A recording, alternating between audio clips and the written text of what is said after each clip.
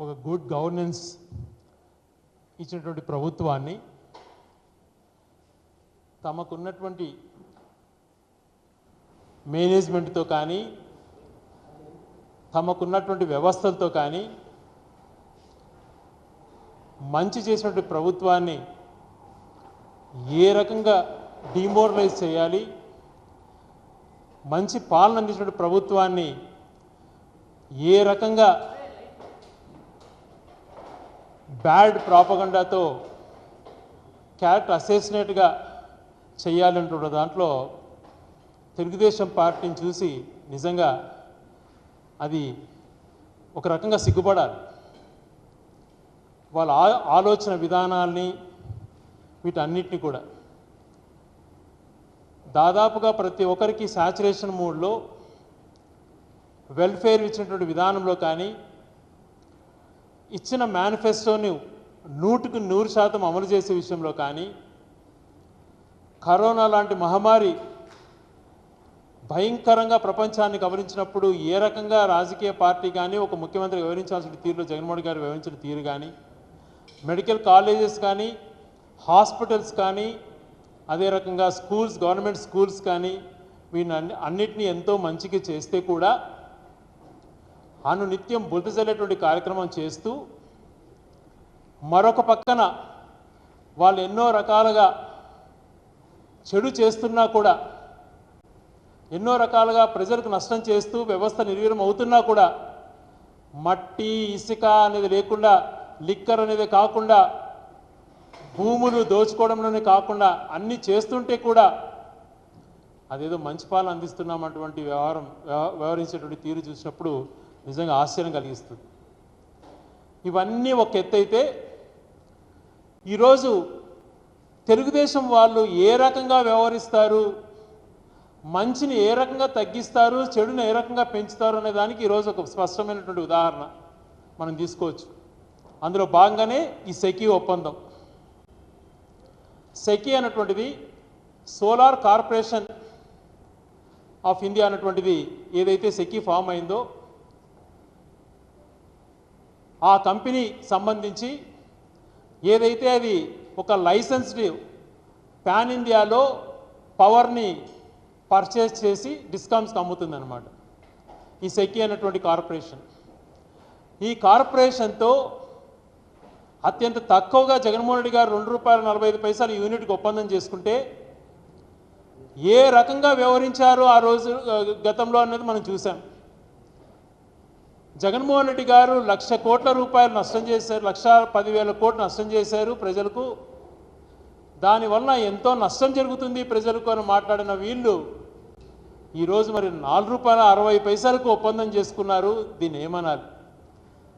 ఈరోజే జరిగినటువంటి అగ్రిమెంటు పూర్తిగా నిన్న ఏపీఆర్సీ సంబంధించి జీవో కూడా విడుదల చేశారు.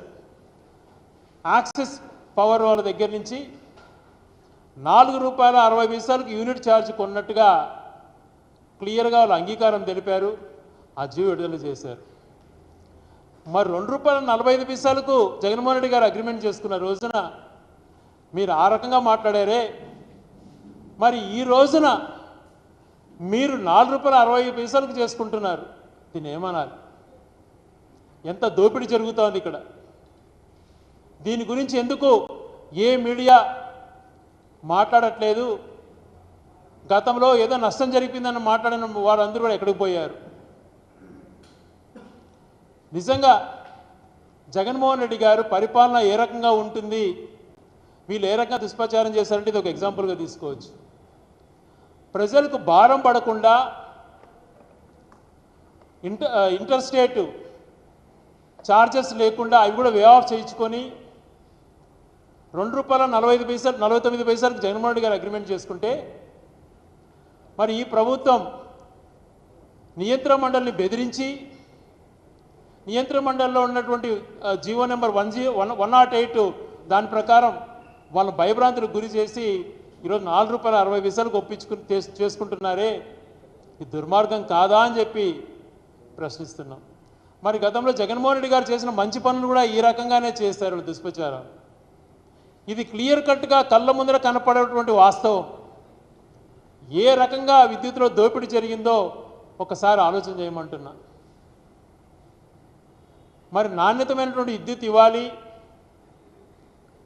రైతులకు 9 గంటల పవర్ ఇవ్వాలి, శాశ్వతంగా 30 సంవత్సరాలు ఎటువంటి ఆటంకం కలగకుండా రైతులకు పవర్ ఇవ్వాలి అని చెప్పి ఆ రోజు గౌరవ ముఖ్యమంత్రి ఇప్పుడున్న మాజీ ముఖ్యమంత్రి జగన్మోహన్ రెడ్డి గారు అగ్రిమెంట్ చేసుకుంటే, మరి ఈ రోజున ఇప్పటికే ఈ సంవత్సరం కూడా ఇప్పటికే 15,000 కోట్ల రూపాయల పైగా ప్రజలపైన భారం వేశారు విద్యుత్ ఛార్జీల పెంపు ద్వారా.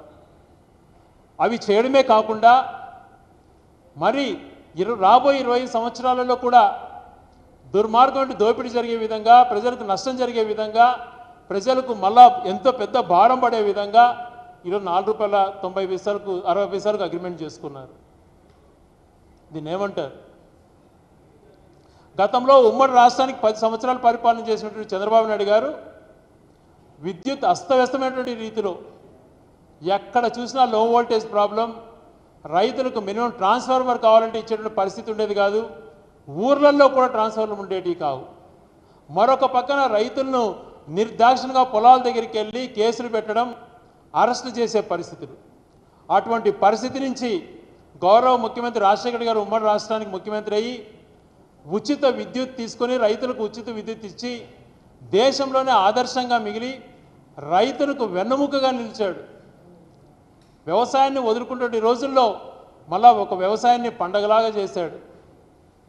అటువంటి వ్యక్తి రాజశేఖర రెడ్డి గారు అంత మంచి విద్యుత్ సంస్కరణను తీసుకొచ్చి రైతులకు అన్ని రకాల ట్రాన్స్ఫర్లు మంజూరు చేసి లో వోల్టేజ్ సమస్య లేకుండా ఎన్నో రకాలుగా ఆయన మేలు చేస్తే చంద్రబాబు నాయుడు గారు అంతకుముందు పరిపాలన నిర్వీర్యం చేశారు.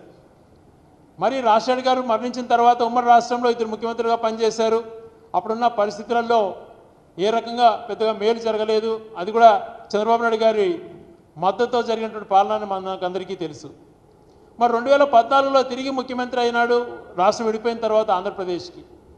మళ్ళీ అదే రకమైనటువంటి తప్పుడు ఒప్పందాలు, బురద జల్లేటువంటి కార్యక్రమాలు చేస్తూ దోపిడీకి రహదారులు నిర్మించాడు.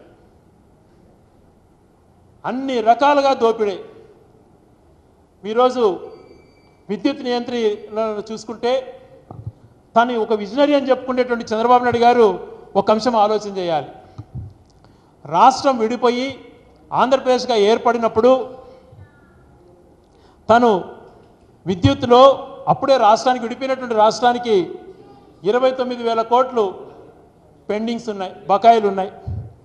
చంద్రబాబు నాయుడు గారు పరిపాలన చేసినటువంటి 5 సంవత్సరాలలో 86,300 కోట్లు చేశాడు. మరి మనము కాంపౌండెడ్ యాన్యువల్ గ్రోత్ రేట్ తీసుకున్నప్పుడు 24% పెరిగింది. మరి జగన్మోహన్ రెడ్డి గారు మళ్ళీ 19లో ముఖ్యమంత్రి అయిన తర్వాత కోవిడ్ లాంటి మహమ్మారి ఉన్నా కూడా కేవలం కాంపౌండెడ్ గ్రోత్ రేట్ తీసుకుంటే 7.2% ఉంది. మరి అప్పుడు ఏ రకంగా బకాయిలు పెంచిపోయాడు? అన్నిటికన్నా ఇంపార్టెంట్ అంశం తీసుకున్నప్పుడు ఆయన పరిపాలన చేసినటువంటి 14-19 సంవత్సరాల మధ్యన విద్యుత్ కేవలం డిస్కాములకు 13,200 కోట్లు మాత్రమే చేయగలిగాడు.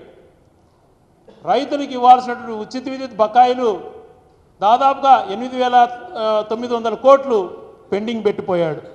మరి అదే జగన్మోహన్ రెడ్డి గారు 47,800 కోట్లు 5 సంవత్సరాలలో డిస్కామ్స్కి సర్దుబాటు చేశాడు. ఎవరు విజనరీ? ఈరోజు రాష్ట్రం అప్పుల పాలైందని మాట్లాడుతున్నాడే, 14 లక్షల కోట్లు అది ఇది అంటున్నాడే. మరి ఇది ఒక ఎగ్జాంపుల్గా తీసుకోండి. విద్యుత్తులో ఎవరు ఎక్కువ బకాయిలు పెట్టారు, ఎవరు అప్పుల పాలు చేశారు అటువంటిది. ఏ రకంగా చూసినా తన పరిపాలన 5 సంవత్సరాలు విధ్వంసం చేయడమే కాకుండా ప్రజలను ఎత్తిన భారం మోపాడు. మళ్ళీ సంవత్సర పాలనలో అదే కొనసాగిస్తున్నాడు. అన్ని వ్యవస్థ నిర్వీర్యం చేశాడు. 3 నెలల అనుభవం లేనటువంటి కంపెనీకి 3,000 కోట్ల రూపాయల భూములను 300 రూపాయలకి ఇచ్చేశాడు. మట్టి ఇసుక అన్నటువంటిది ఎప్పుడు జరగనంతటువంటి మాఫియాగా జరుగుతోంది. లిక్కర్ అన్నటువంటిది ఎక్కడ చూసినా బెల్ట్ షాపులు పెట్టి దోచుకోవడం. రాజధాని పేరుతో 40,000 కోట్ల టెండర్లు పిలిచి మొబిలైజేషన్ అడ్వాన్స్ పని జరిగినాక ఇవ్వాలన్నటువంటి జగన్మోహన్ రెడ్డి గారు గతంలో ఆలోచన చేస్తే ఇప్పుడు మొబిలైజేషన్ అడ్వాన్సే ఇచ్చేసేయాలా అటువంటిది మళ్ళా జీవో మార్చి జ్యుడిషియల్ ప్రివ్యూ అనేటువంటిది ఏమీ లేకుండా తన నచ్చిన వాళ్ళకే టెండర్లు ఇచ్చుకుంటూ మొబిలైజేషన్ ఇచ్చేటువంటి 10% వాళ్ళకి ఇచ్చి అదే రోజు రాత్రి ఆ 10% తను లాక్కుంటున్నాడు. ఏ రకమైనటువంటి అవినీతి జరుగుతుందో ఒకసారి ఆలోచన చేయమంటున్నా. రకరకాలుగా మాట్లాడారే, ఏదో రకంగా దోపిళ్ళు జరిగినటువంటి మాటలు మాట్లాడుతూ వచ్చారే. ఇక్కడ ఇంతగా మేము నిరూపిస్తున్నాం. దీనిపైన మీకు ఎక్కడ ఏ డౌట్స్ ఉన్నా కూడా ఎక్కడైనా మేము చర్చకు సిద్ధంగా ఉంటాం.